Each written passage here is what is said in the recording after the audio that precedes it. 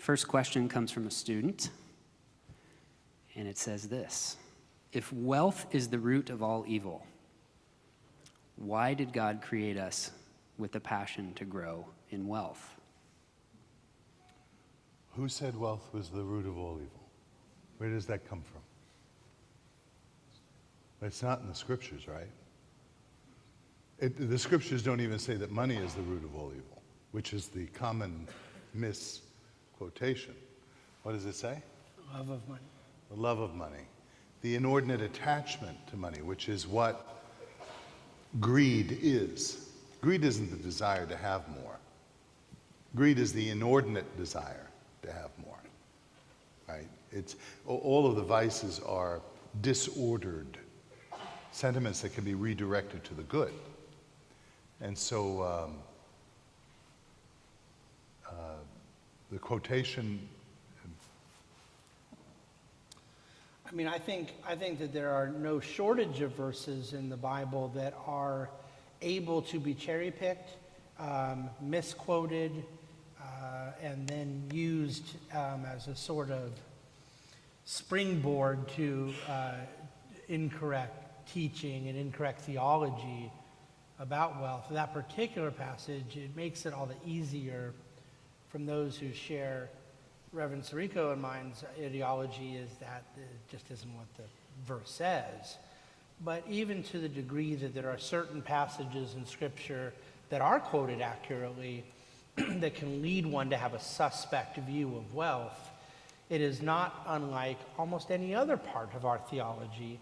It just simply requires us to do the work, to interpret Scripture in the light of Scripture, to have a hermeneutic that enables us to understand the whole biblical teaching. And there is a comprehensive theology of wealth in Scripture that I think balances these things we're speaking about, repudiating the inordinate covetousness of the 10th commandment while still holding out greater wealth and aspiration as the noble intent that God made it to be. Can I elaborate that a little bit? I don't want to stop questions because I love questions, but Go right ahead. There's a question circling around in people's minds. But what about, I say this not because I'm psychic, but because I've spoken enough to know that this is one of the most common questions. What about the rich man who comes to Jesus, right? He comes to Jesus and Jesus tells him to get rid of his wealth. Again, hermeneutic, exegesis. What does Jesus tell the man? A, he tells him to get rid of his wealth? He does not. He tells him to go and sell all that he has. Engage in commerce. And what is he to do with the proceeds of that? To give it to the poor. So because he's going to give it to the poor, I suspect that Jesus wants this man to get a good price for what he sells. Okay, that's the first part of it. The second part of it is then, and I think this is the core of it, come and follow me. And the man was sad because he had so much. That was the obstacle to this. That wealth was the obstacle to his discipleship. Who knows, we might have had a 13th apostle, come and follow me. And then, this is the very interesting thing, the apostles themselves are bewildered by this, because Jesus says, is the famous line of, it is easier for a camel to get through the eye of a needle than for a rich man to get into the kingdom of heaven. And you say, well, how difficult is that? In Jerusalem, in the wall in Jerusalem, there is this gate that's called the Needle's Eye. And it was the gate that people would come in late at night when everything else was closed, and you'd have to unpack your camel and get your camel under it and then repack your camel. So it means that it's difficult but not impossible. The problem with that is that eye of the needle in the wall in Jerusalem wasn't built until about the 18th century. So it was built on the text. The text wasn't built on the existence of such an entrance. No, what Jesus means here is, no, it is impossible. And the disciples ask him, then who can get into heaven? And he says, with man it is impossible, but with God all things are possible. And when that wealth is sanctified, when that wealth is detached from being an obstacle to your discipleship, it becomes sacramental in the sense. In the same way that human sexuality can be used in that way when it's directed to the goods of marriage. So rich young ruler, love of money, root of all evil, and the eye of the needle, we have covered a lot of the questions in advance of them coming. Oh, So really? Did we? I have a hunch. You did. You weren't looking at the iPad. I can't see. Rich This man, is all rich new man to and me. Lazarus.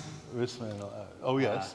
Yes. Certainly, Well, there's Rich Man a and Lazarus is a generalized different one. negativity. There's a bunch of woes about the rich and things like that. And I think what we're seeing in some of the questions here are concerns about that, centering around, is capitalism predicated upon greed? And if so, how can you be a Christian in that context? Or how do you believe we should participate in that when it leads us towards the potential of sinning? But I find this fascinating that it's wealth that's taken up and seen as suspicious. And I am suspicious that people interpret all of those passages about wealth in that way because most people don't have wealth and historically haven't had wealth.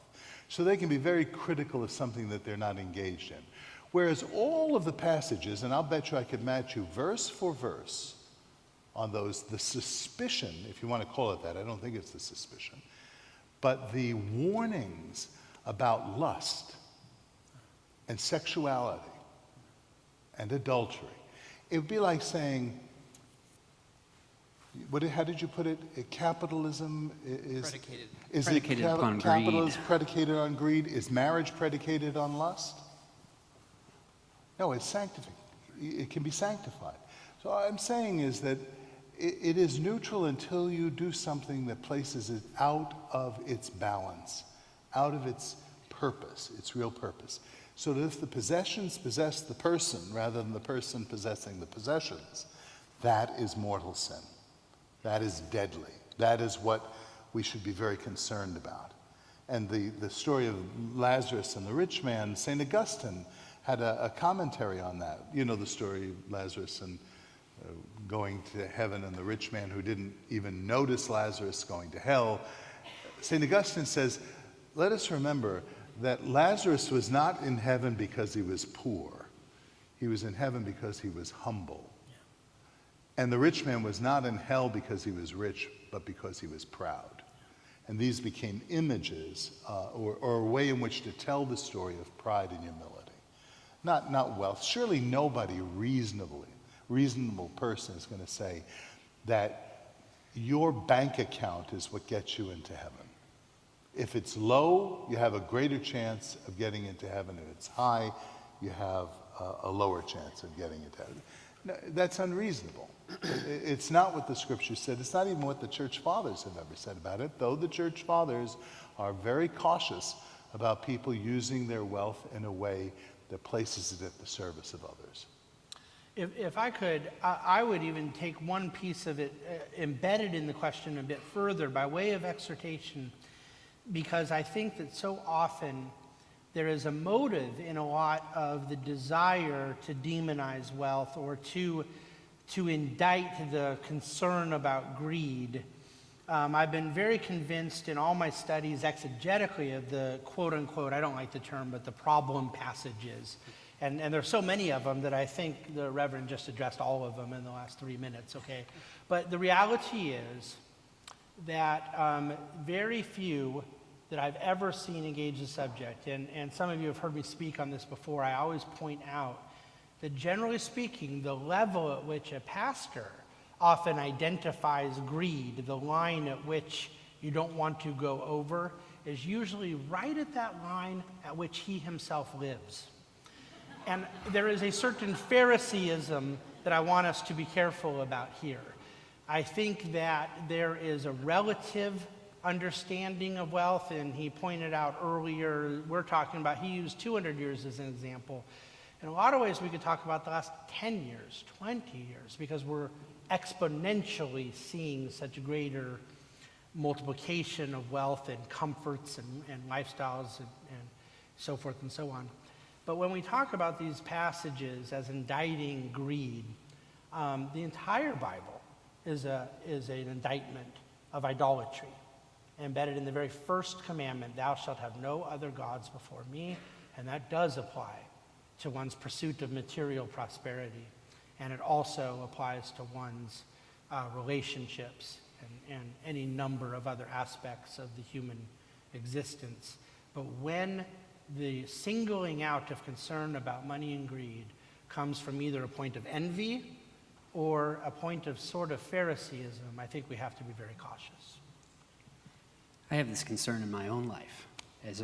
I'm rich, and it's a temptation to trust the riches, right? I heard a phrase recently called, a psychologist said that we suffer from hedonic adaptation, and it kind of goes to this point you were making about the pastor preaching at the level that he's at. You get used to a level of existence, right? And you see that as the new normal. And so for me, as I think about my own finances, that's always something that's on my mind. And perhaps that leads into this next question. Someone says, and this is addressed particularly to you, Father Sirico, you talk about a free and virtuous society. Why is virtue so important today, and how is that related to freedom? So virtue is important because it is the condition by which human beings flourish. We become more of ourselves. And that is important in relation to freedom, because freedom needs an end. It needs something to direct itself toward. In other words, virtue, or more precisely, because the virtues are really those habits by which we attain the truth, who is God. The virtues, in other words, the virtues are the ways in which we emulate God or become holy. That's another way of saying it. The virtues give us the orientation of the freedom. So it's not just a free society we want.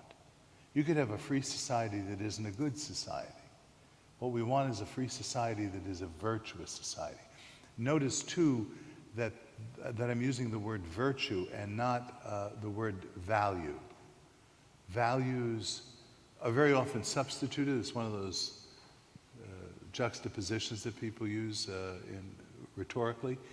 Values are subjective. Values come and go. Virtues are something objective, and they speak to the best in the human end, the human destiny, the human purpose. Well, I think you've heard both of us tonight defend this concept from an anthropological foundation, and I think it's important to point out that while I firmly believe that we were created to achieve dignity and achievement, and that the market system produces the context and freedom for that to become possible, I don't believe, as he's pointing out, that that's the end of it. That we were also created as ethical people. We were created in a covenantal relationship that requires obedience. The virtue to me becomes the necessary consequence that we are to respond to these opportunities in freedom with obedience, otherwise known as virtue. Yeah, so let's carry that forward a little bit and talk about how do the free markets actually help the poor?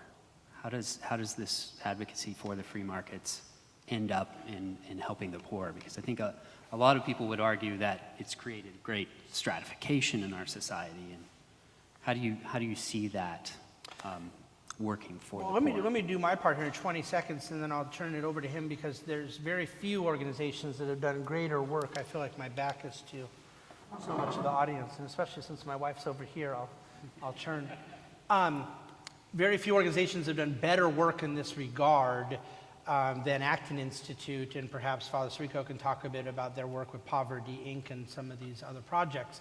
But the question of how free markets can help grow the poor, I would just give an economist answer first and foremost, that I alluded to in my talk earlier. I've never heard a free market opponent suggest that the poor can be provided for without somebody's productivity. So to the extent that we're all starting off at the same point, that we acknowledge there needs to be some extraction of resources, some exploitation of the material in a productive context that then is utilized to the benefit of the poor, there isn't a socialist or collectivist that can deny that. The question becomes what system is most efficient to do so, to allocate those resources, to create the incentives that will be most wealth building and so forth. It becomes very nuanced and very deep to then be able to talk about best practices around care for the poor and so forth. But I think some of the work that they've done here, perhaps he can comment on, will be even more useful. But we have to at least start off with this economic truism that if we do not at least agree with some form of wealth creation as a starting point, then there is neither free enterprise material prosperity or the opportunity to even help the poor. This is, of course, an enormous subject and a terribly, terribly important subject, and in a way it's the center of the whole debate. I remember when I was reading Dickens in England,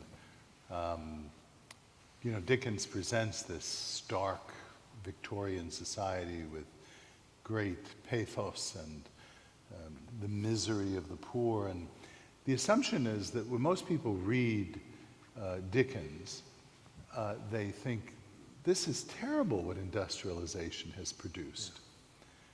But of course, if you think about it for a moment, industrialization didn't produce that. That was the common existence of most people. What industrialization produced was not poverty. It produced wealth, which made poverty all the more unacceptable. When you see it in juxtaposition to wealth, you say, now this is miserable. This is horrible. This is intolerable. So you said that capitalism has produced stratification. In a sense, you're right. But stratification isn't poverty. Stratification is gaps, that some people are wealthier and some people are poor. It is true, as we've heard many, many times, that the rich are getting richer. What is not true is the second half of that the poor are getting poorer. In point of fact, all of the studies that are done indicate that the poor are getting wealthier too, though not in proportion. I mean, when a wealthy person earns 10 or 20% more, that's a lot of money. When a poorer person earns 10 to 20% more, that's nice, but it's not the GDP of a nation. And if you see that in wealth production, that some people are going to make discoveries first and thereby benefit by those discoveries by trading and enriching other people through their trade, either directly by providing jobs or indirectly by providing goods and services that are now attainable, that weren't attainable before. And if you see this general rise in the standard of all people